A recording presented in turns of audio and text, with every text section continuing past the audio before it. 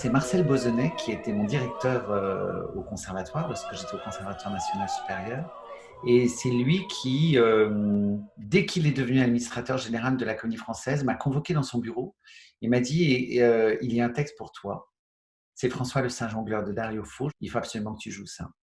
Et Marcel Bozonnet était convaincu que tout acteur devait avoir un monologue dans sa valise.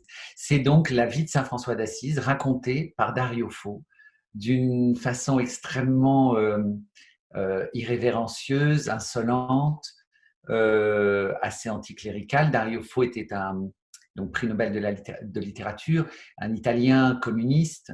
C'est pas aujourd'hui un manifeste politique, quoique ça en a quand même encore la saveur, mais c'est vraiment une fresque dans laquelle je joue au moins une trentaine de personnages, si ce n'est plus, passant, zappant littéralement de l'un à l'autre, jonglant de l'un à l'autre.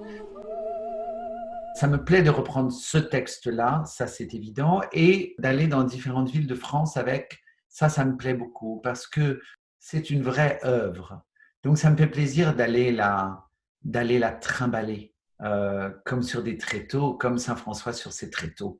Parce que Saint François faisait ça, il racontait l'évangile sur des tréteaux n'importe où, dans les places publiques. Il allait partout pour raconter l'évangile en langue commune, en langue vulgaire. Alors qu'à son époque, l'évangile n'était raconté qu'en latin, à la messe. Et ça a été sa première grande révolution.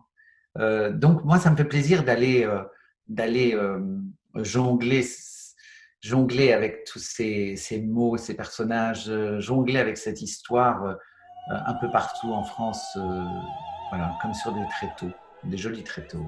Hein.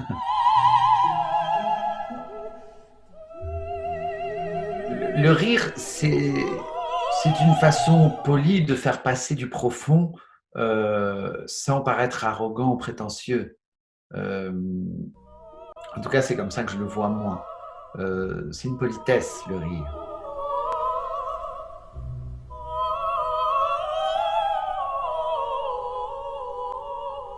Venez, venez voir.